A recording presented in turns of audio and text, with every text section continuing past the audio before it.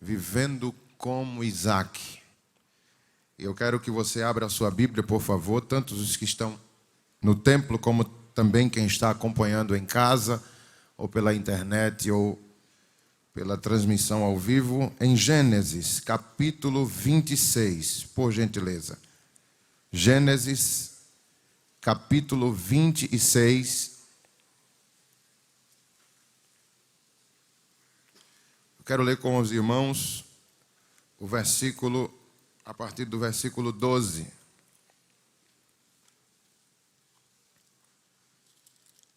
Diz assim a palavra do Senhor: semeou Isaac naquela terra, e no mesmo ano recolheu 100 por 1, porque o Senhor o abençoava.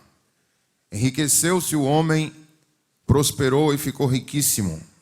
Possuía ovelhas e bois e grande número de servos, de maneira que os filisteus lhe tinham inveja.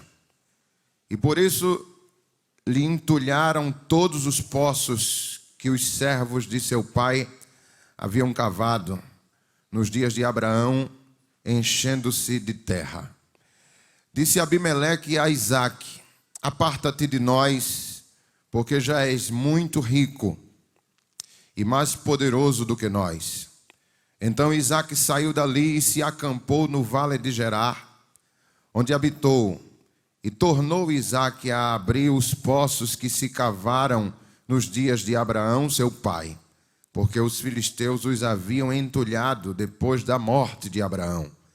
E lhes deu os mesmos nomes que já seu pai lhes havia posto. Versículo 19. Cavaram os servos de Isaque no vale e acharam um poço de água nascente. Diga amém por isso. Queridos irmãos, falar sobre Isaque, a priori se entende uma coisa. Essa família, Abraão, Isaque e Jacó, eles viveram de forma contemporânea.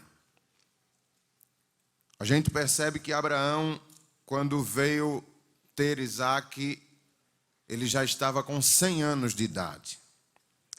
Isaque, quando veio ter Jacó, quando nasce Jacó, Isaque está com 60 anos.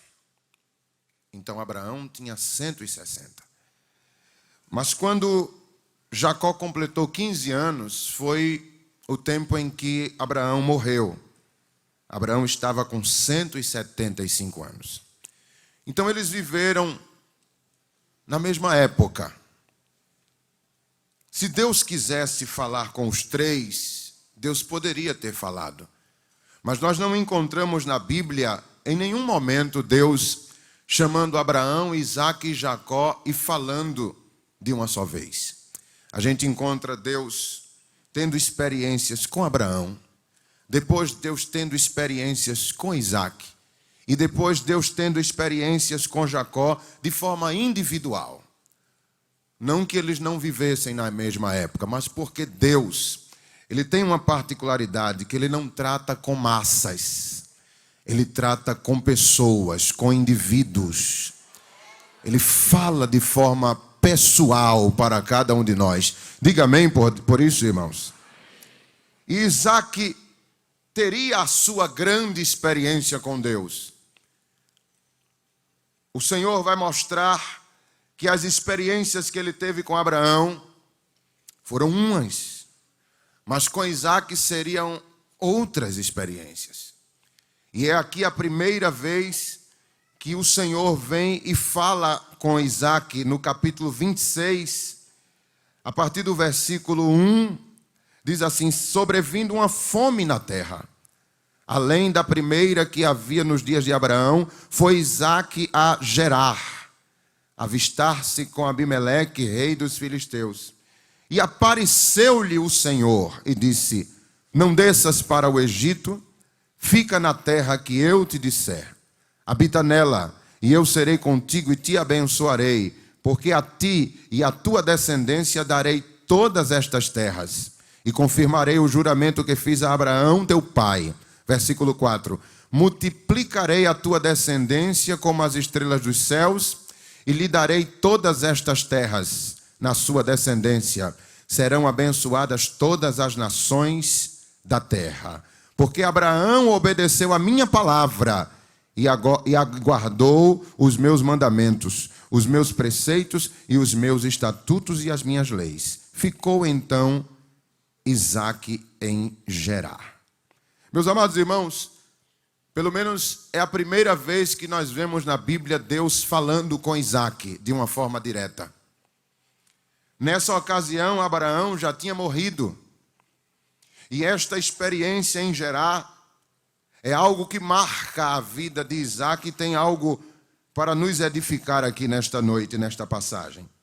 A palavra de Deus diz que quando Abraão ele morreu, ele teve 8 filhos que são mencionados na Bíblia. Mas ele deixou a herança dele para Isaque. E a herança de Abraão foi vivida por Isaque na terra chamada de Ben-Lai-Roi.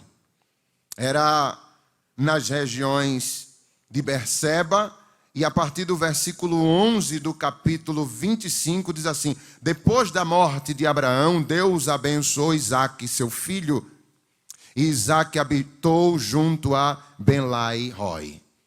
Essa cidade, ela tem esse nome por causa do poço que ali existia. Esse poço, ele veio a existir numa experiência que Agar teve. Agar era uma concubina de Abraão, era uma serva de Sara, e diz a palavra de Deus que ela fugiu da sua senhora e ficou próximo a um poço. Esse poço ainda não tinha nome, mas diante da experiência que ela viveu, quando Deus se revelou a ela e disse assim: eu te vejo e eu vejo a aflição que tu tens passado. Ela então, depois de ter vivido essa experiência, contou posteriormente a Abraão, e o nome do poço ficou Ben-Lai-Roi, que significa o poço de Deus que vive e me vê. Aleluia. A palavra de Deus vai mostrar que era uma terra rica, e para um povo que vivia numa região semiárida, como era ali nas regiões de Berseba, ter um poço por perto era o suficiente para você viver bem. O poço, ele servia para alimentar ou sustentar o gado, com água, claro, e para a irrigação da terra. Então Isaque poderia muito bem morrer ali, passar toda a sua vida naquela região, porque ele tinha tudo. Mas como as experiências estavam para ser vividas, então Deus vai entrar em ação e tirar Isaque da sua zona de conforto. E a forma que Deus usa é trazendo uma seca na terra. Deus olha para a terra e diz: terra, para de produzir por um só momento. E a terra obedece. E Isaque não tem outra alternativa a não ser pegar a sua família e toda a fortuna do seu pai e migrar. Destino: Egito. O Egito era o lugar mais propício para se viver numa época de seca, porque o rio Nilo ele não secava. Nas estiagens ele recuava, mas até as suas margens eram produtivas. E ali ele vai. Como todas as regiões da redondeza, ele está se direcionando para o Egito. Mas quando ele está passando por dentro de Gerar, que era uma cidade limite até o Egito, Deus fala com ele ali naquela região. E diz assim: não desça para o Egito.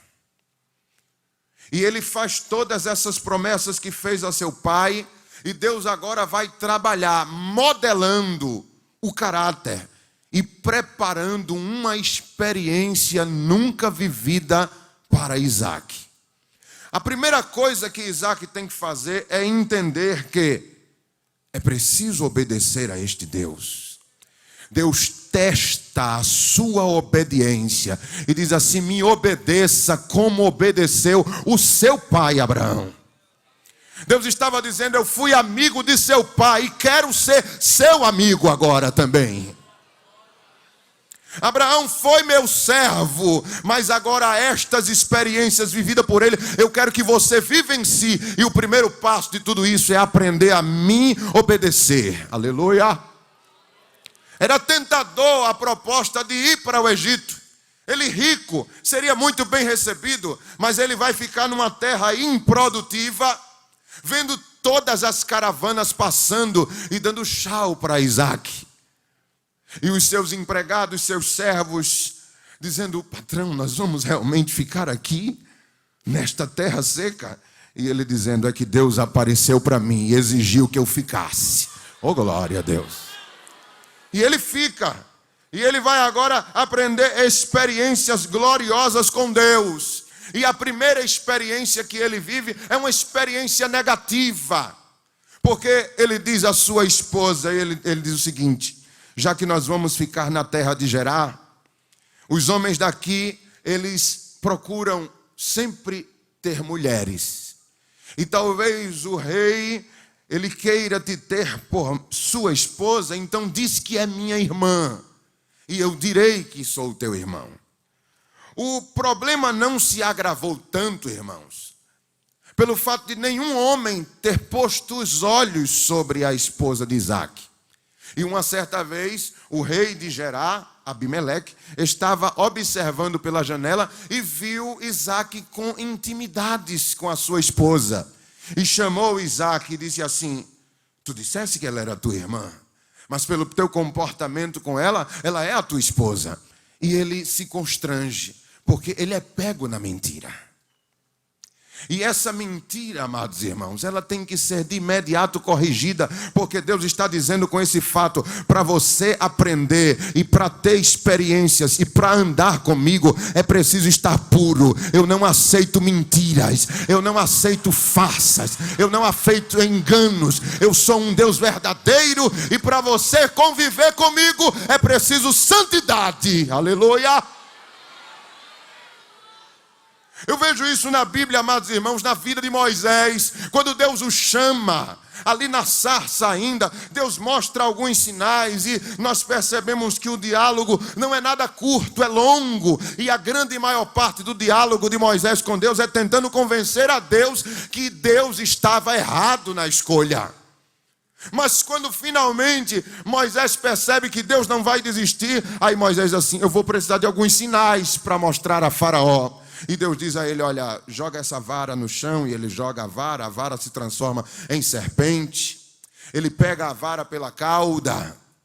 Mas um outro sinal que Deus faz na vida de Moisés, que nunca foi revelado a Faraó, é o fato de ele colocar a mão dentro da capa, da túnica, e pôr no peito. E diz a palavra que Deus diz assim: agora tira a tua mão. E quando ele tira a mão está toda leprosa.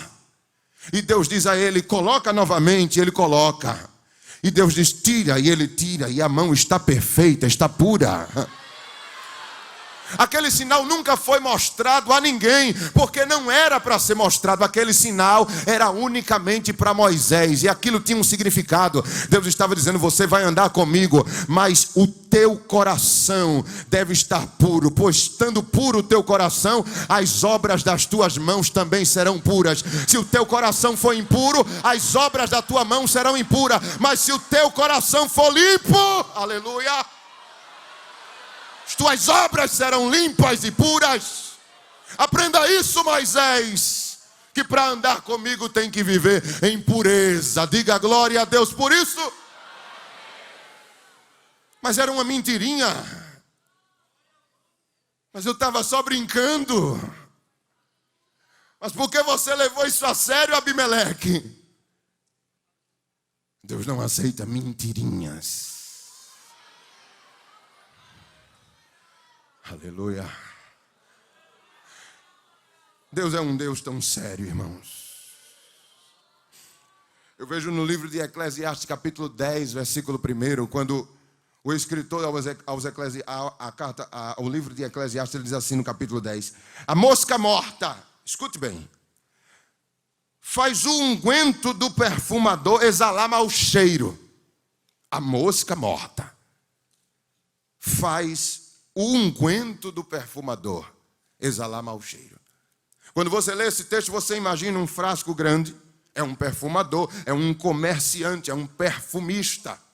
E naquela época, perfume era caríssimo. Não existia essa química que hoje existe nos perfumes para juntar um frasco de unguento e para comercializar. Aquilo valia muito. Aí de repente vem uma mosca, e pousa ali e cai dentro.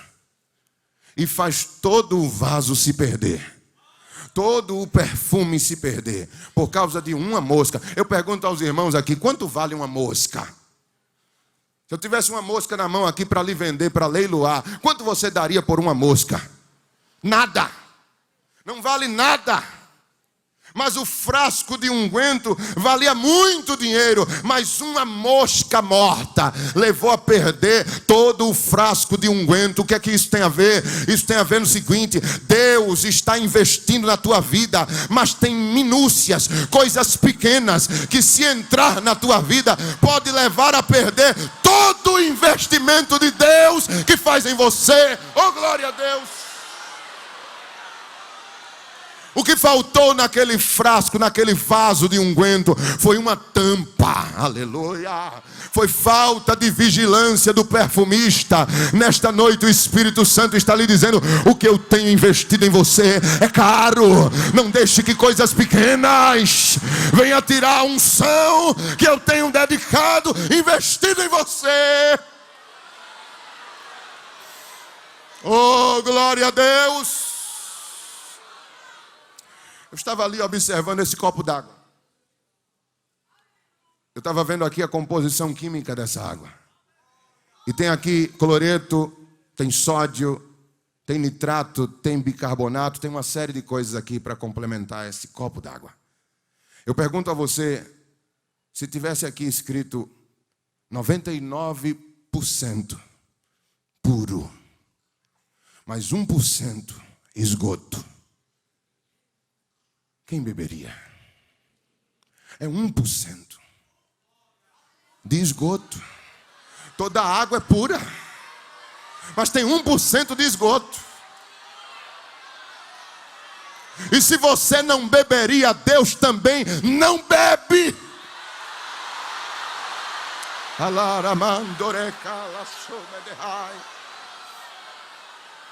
Você tem que preservar, Isaac, a sua vida em pureza. Você tem que aprender que você não pode cometer os mesmos erros do passado. Eu agora estou querendo andar com você, oh glória. Olha aí para o teu irmão, diz: Deus está querendo andar contigo. Diz isso a ele: Deus está querendo ser teu amigo. Deus está querendo santidade.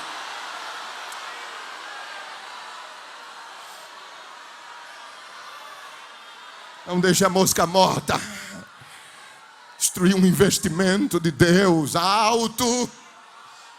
Oh, glória a Deus. Ele sai daquela experiência envergonhado, mas Deus diz: tudo bem, foi corrigido. Vamos para frente, Isaac.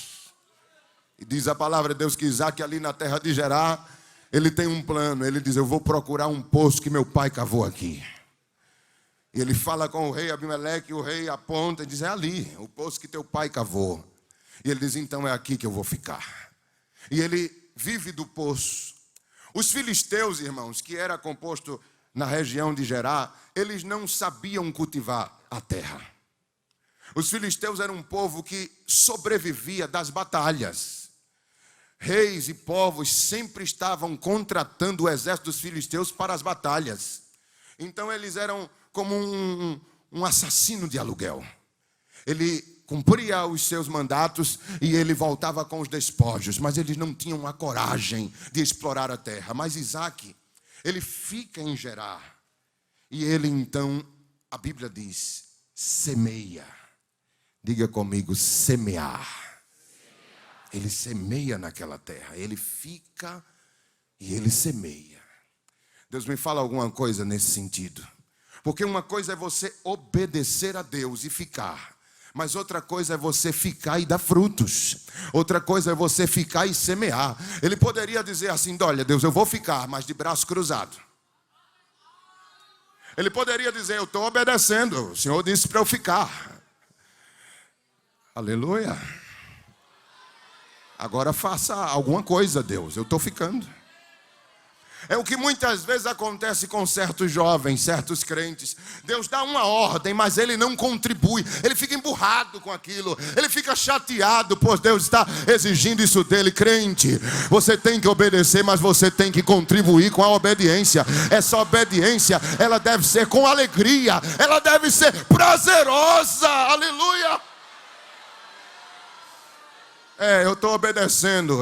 Deus quer que eu fique no coral. Deus quer que eu fique na igreja. Deus quer que eu cante no órgão. Mas aí você não faz nada com prazer. Você não ora. Você não participa. Você não envolve-se. Você está ficando, mas você não está semeando. É para ficar, mas é para semear. E Deus está ensinando isso a ele. Aleluia. Eu sei, Isaac, que a melhor proposta seria ir para o Egito. Mas eu quero que você fique. Mas está seco, Deus. Não importa. Você vai aprender uma lição com isso, que toda prosperidade, ela é proveniente da obediência, Isaac. Oh, aleluia. Essa prosperidade que tem se pregado por aí, irmãos, nessas igrejas, essa prosperidade que não provém da obediência, ela é farsante, ela é mentirosa, ela não vem de Deus, ela é maligna. Quando se prospera e continua fumando, quando se prospera ainda continua com 2, 3 mulheres, quando se prospera e ainda tem bebida alcoólica lá na geladeira dele, essa prosperidade não é de Deus, porque a prosperidade que é de Deus, ela é consequência de uma vida de obediência. Oh, glória a Deus! Ele obedece e ele prospera. Ele chama os seus servos e diz assim: vamos plantar. Mas patrão, plantar na seca, plantar na crise, Tapem os ouvidos para o que dizem sobre crise. Porque da palavra crise vem a palavra crisol. Você sabe o que é o crisol? É uma ferramenta que se coloca no fogo e dali se tira a verdadeira prata, o verdadeiro ouro. O crisol separa. As crises, elas separam os fracos dos fortes.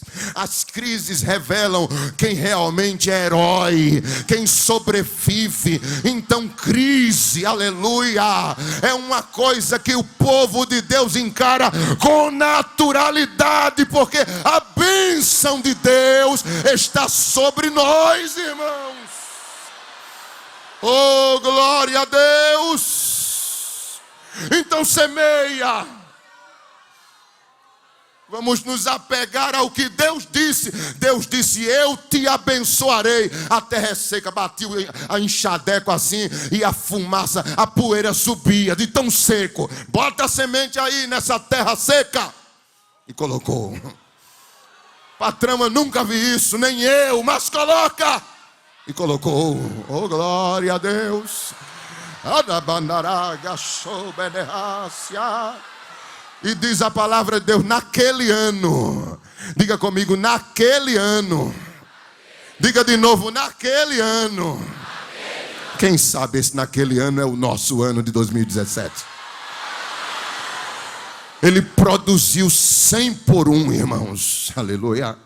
Isso é um termo para indicar o máximo de produtividade. Deus está dizendo a ele: você plantou em terra seca, mas a bênção está na vida de obediência. Você obedeceu. É normal, Isaac, que produza a terra, mas está seca. Mas você obedeceu. Mas não produz, mas você obedeceu. E a minha bênção, aleluia, está na semente. A obediência vai fazer frutificar. E nessa safra você vai colher como se nem se tivesse chovido, você colheria. Levante a sua mão aí para receber a palavra de Deus. O Senhor vai te fazer crescer no tempo da crise. São os Golias que revelam os Davis. Ai,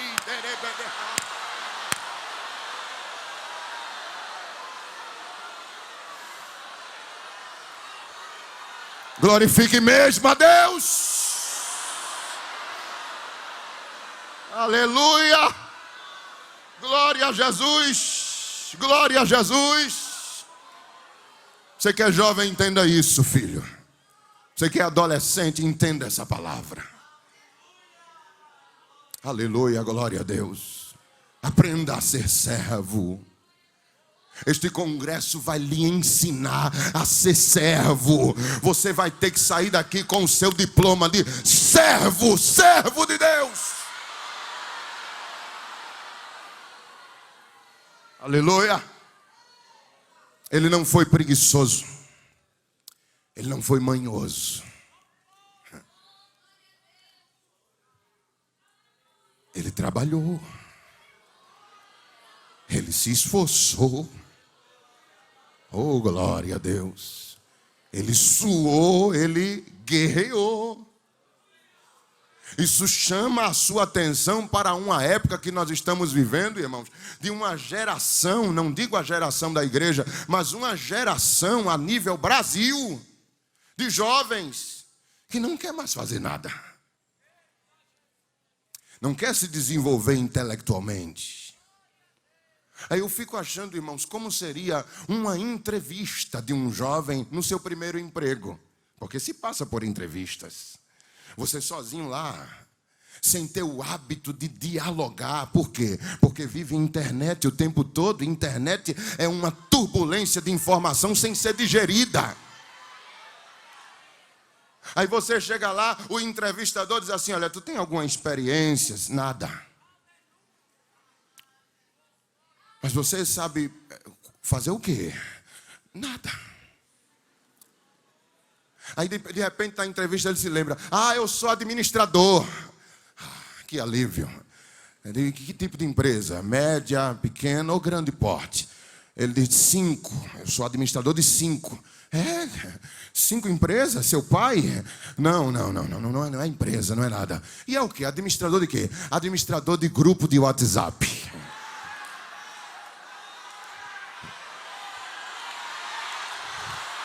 Administrador de grupo de WhatsApp. Que futuro!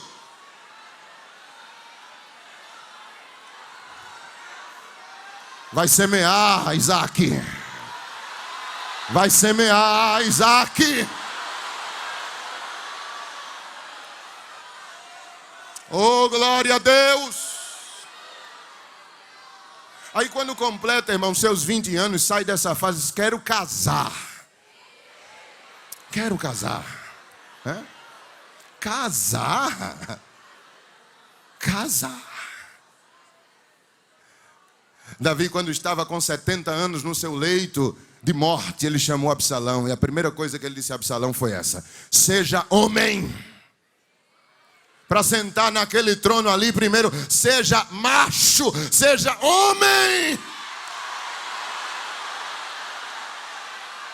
No livro de Gênesis, quando Deus estava dando instrução sobre o casamento, Deus disse assim: deixará o homem pai e mãe e unir-se à sua esposa. Ou seja, para você casar primeiro, você tem que ser homem, querido. Aqui na cabeça, ter maturidade para assumir um lar.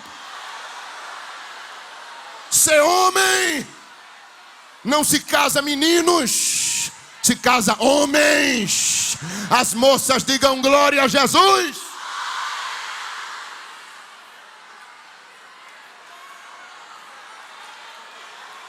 Joga fora essa calça apertadinha.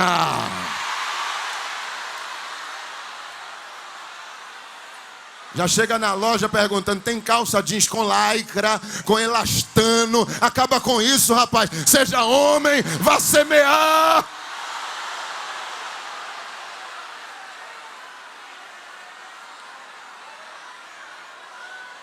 Glória a Deus, glória a Deus, glória a Deus.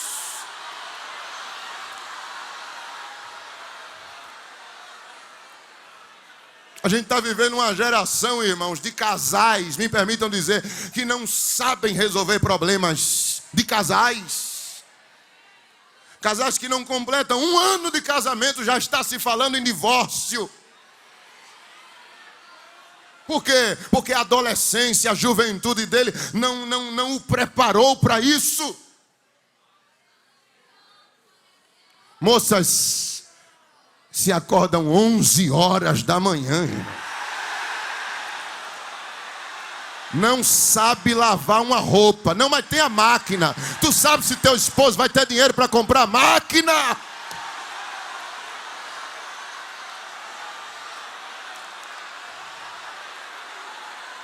Pilha de prato para manhinha lavar.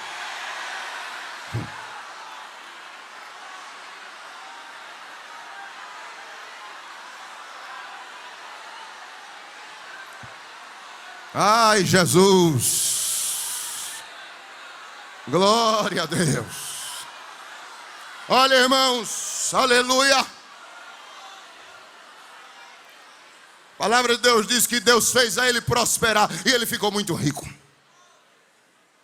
Ninguém sabia cultivar a terra era toda dele.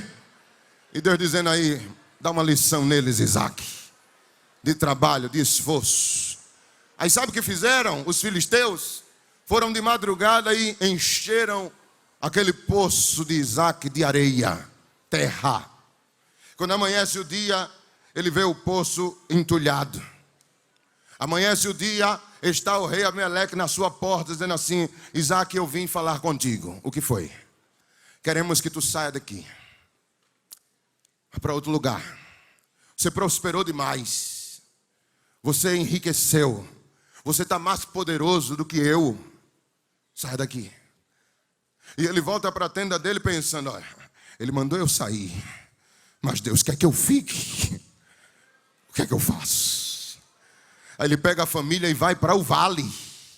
Ele sai do centro de Gerar e vai para o vale de Gerar.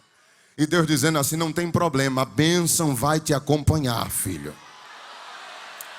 E quando ele chega em Gerar, a primeira coisa que ele faz é diz assim: olha, meu pai cavou uns poços aqui também, vamos procurar. E os empregados procuram estes poços e acham. E diz: patrão, está tudo entulhado. Ele diz: eu não quis fazer no outro, mas vamos fazer nesse. Vamos desentulhá-los. Vamos tirar a terra que colocaram. Eu acho o seguinte, amados irmãos, a Bíblia diz que entulharam estes poços quando Abraão morreu. A Bíblia fala sobre isso. Depois da morte de Abraão, esses poços foram entulhados. Abraão era tão homem, irmãos, que ninguém tinha coragem de entulhar os poços dele quando ele estava vivo. Esperou ele morrer. Isaac, ainda inexperiente, não teve a capacidade de impedir que os poços de seu pai fossem entulhados. Aí ele tira aquela terra e dá água boa, e ele prospera, e a bênção de Deus continua sobre ele. Os filisteus invejosos não foram motivo para Isaac parar. Ele estava aprendendo com aquilo, irmãos, a enfrentar dificuldades. Isso é ser homem. É você estar diante dos desafios, mas ter estratégias para sobressair-se, estratégias para vencer aquilo ali. Tem muita gente, irmãos, que diante dos desafios já desanima, já cria um trauma, é traumático, é sensível demais. Painho, maninha, ela fez assim, ele fez isso, ele fez uma cara feia. Vai crescer, querida. Vai amadurecer, filho. Senão você vai virar homem assim. Teu pai tendo que te levar para o trabalho. 30 anos de idade, pai vai me buscar. Manhã vai me buscar no trabalho. Eu não sei dirigir.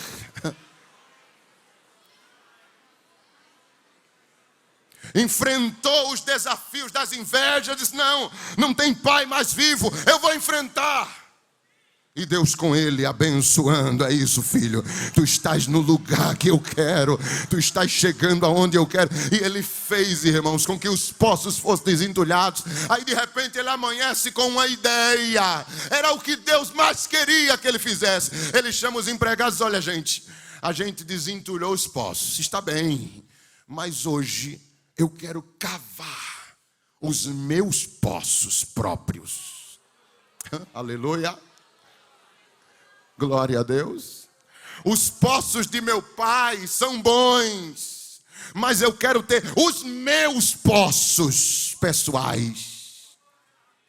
São as experiências, irmãos, que são deixadas por nossos pais na igreja. Eles cavaram poços lá atrás, e esses poços, eles nos dão água até hoje. Mas Deus está dizendo: eu quero que você tenha a sua experiência pessoal. Eu quero que você me conheça de forma individual, e não apenas escutando a história dos pais. Eu sou Deus para fazer você viver experiências novas e marcantes. Agora tem que ter coragem para cavar poço. E os poços daquela época, irmão, não era na areia, não. A gente pega um cavador de poço artesiano, ele cava um poço num dia ou dois. Naquela época era a camada principal, a camada primária era terra, argila, mas depois dava uma picaretada e encontrava rocha. Os poços eram cavados nas rochas. Dificuldade, tempo, dedicação, suor. Aleluia. Glória a Deus. Isso não cai bem nessa sociedade mediatista, irmãos, que quer tudo na hora, tudo rápido. Deus não prepara homens da noite para o dia. Tem que cavar, tem que pagar um preço. Porque os nossos Abraãos, eles pagaram os preços deles. Aleluia, glória a Deus. Mas agora é tempo de cavar poços. Oh, glória ao nome de Jesus para sempre. Eu estava hoje meditando sobre isso. Você vai encontrar jovens aí na rua que vieram com você, mas não entraram no templo. Deus sabe onde é que eles estão. Estão por aí. E quando terminar o culto, talvez você volte com eles. Liga e se comunica. Olha, a gente terminou o culto. E aí, como foi o culto? Foi bom, uma bênção. O que é que tu aprendeu? Hoje, eu comecei a cavar meu poço.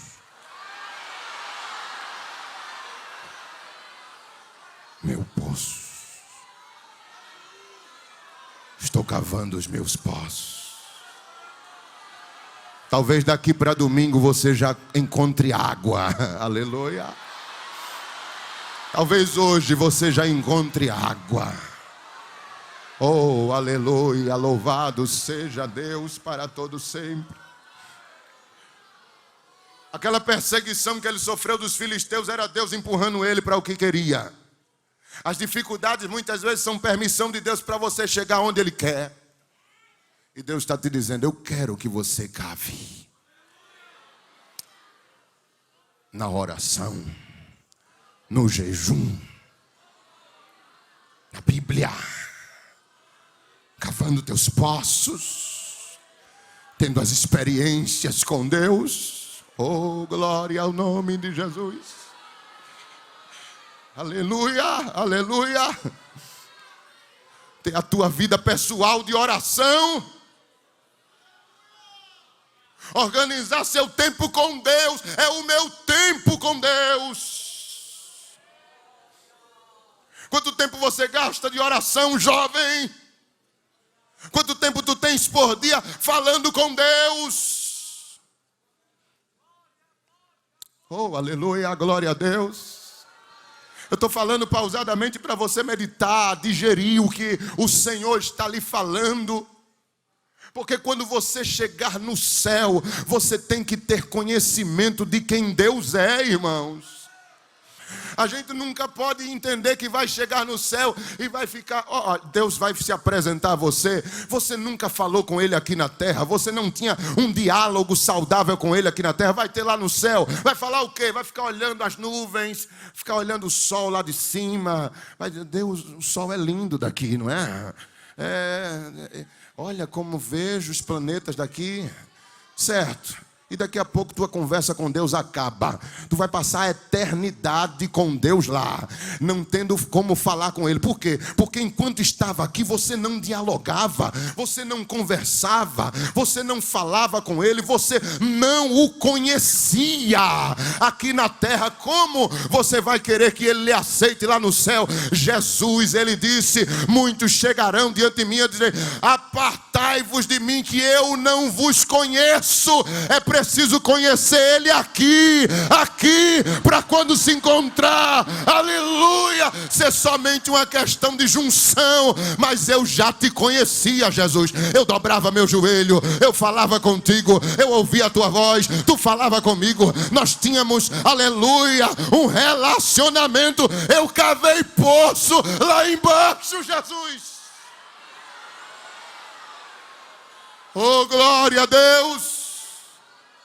Mas você, se é do tipo que dobra o joelho, não tem assunto nenhum para conversar com Deus, eu sinto pena de você. Dó. E às vezes a gente escuta a oração de certas pessoas e é aquilo: Jesus, oh Jesus, oh Deus, Deus, Deus, oh Deus. Não sai disso.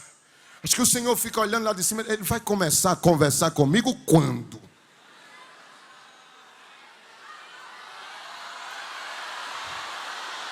Você já pensou? Eu te chamo lá para casa, vamos tomar um café comigo. Você entra e fica: Lorival, ô Lorival, Lorival, ô Lorival. Eu vou te mandar embora, terra, porque tu não tem conversa, não tem diálogo, não sabe conversar. O Senhor está te dizendo: eu quero ter um relacionamento com você, pessoal. Adore ao Senhor nesta noite. Se você tem desejo da presença do Espírito Santo na sua vida, porque o Senhor, Ele vai fazer coisas grandes em seu viver. Basta você ter desejo.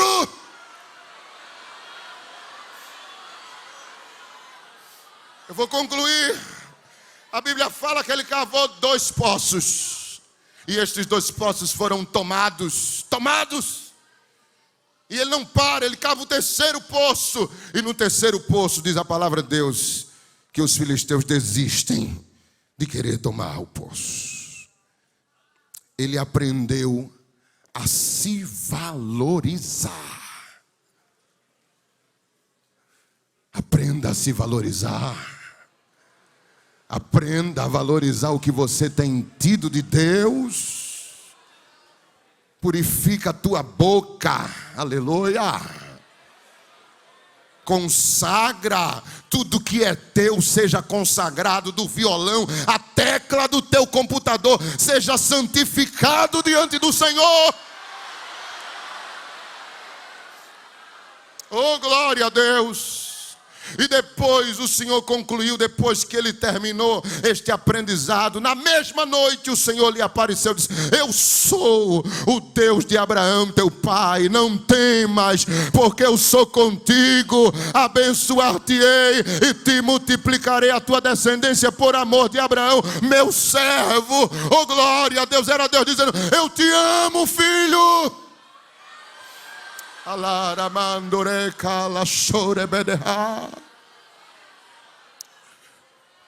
Eu já tive tempo em minha vida que eu me senti desvalorizado.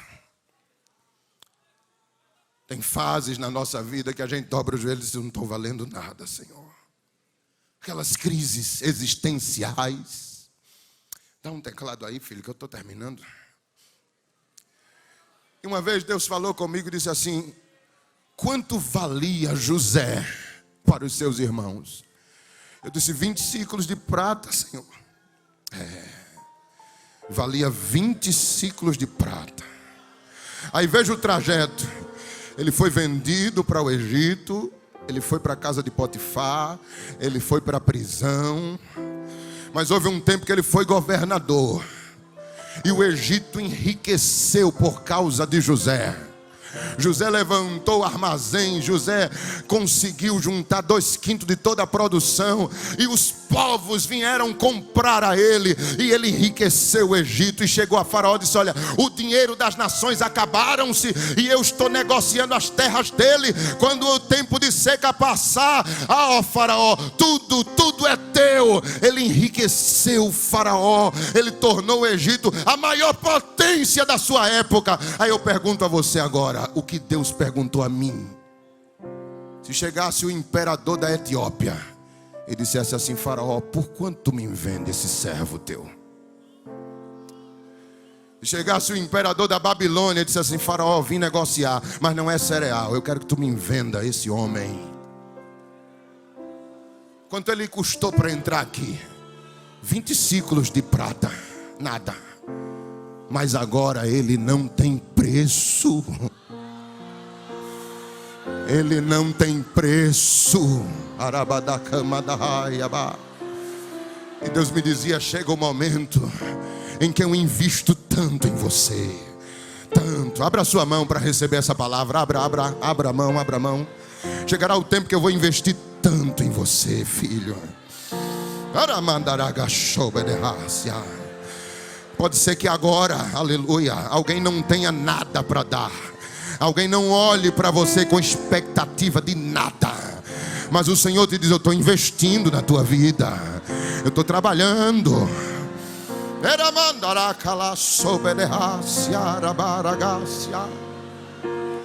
Oh glória a Deus, oh glória a Deus. Estas mãos abertas estão recebendo brasas de Deus. Estas mãos abertas estão sendo purificadas. Deixa quem estiver lá fora, estando na podridão, o Senhor tem negócio contigo. Eu digo lá fora, não é no telão, é desatento ao que Deus está falando. Você aí do telão, receba esta palavra. O Senhor te diz: eu estou investindo alto em você, e vai chegar o tempo em que tu não terás preço.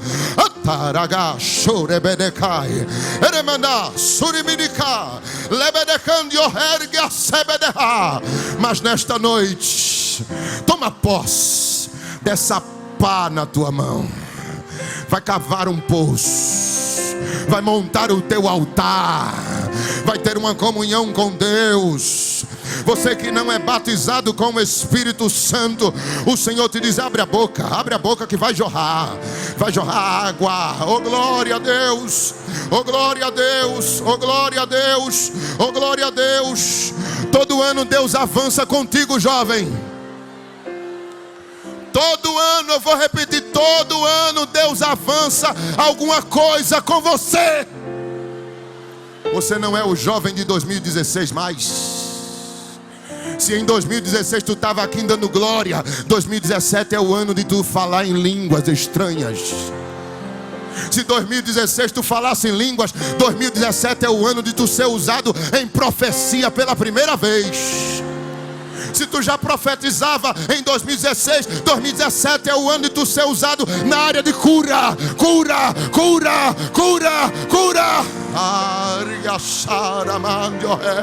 Se o Senhor já te usava para curar enfermos em 2016, 2017 vai ser usado para libertar endemoniados. Alguma coisa vai avançar este ano. Este ano é um ano de avanço. Onde o pregador dizia: este ano é ano de lealdade. E agora o Senhor te diz: além de ser leal, eu quero que você cave poços. Eu tenho coisas maiores para lhe revelar. Será o ano que nós vamos nos aproximar, eu e você, você e eu, diz o Senhor hoje para a tua vida. Recebe a presença do Senhor. Recebe mais. Recebe mais. Se tu estás entendendo que é Deus falando com você, então abre esta boca e adora ao nome de Jesus.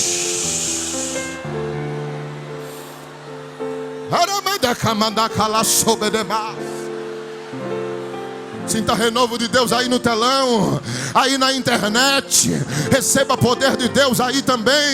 Sinta o Espírito Santo lhe aquecendo, lhe aquecendo, lhe aquecendo. Oh, glória a Deus. Ele diz: eu estou com as minhas mãos te levando. Tu não estás entendendo, mas eu estou passeando contigo. Eu estou te amadurecendo. Eu estou te fazendo crescer na minha graça, no meu conhecimento. Te prepara, que vai chegar o tempo de eu te expor.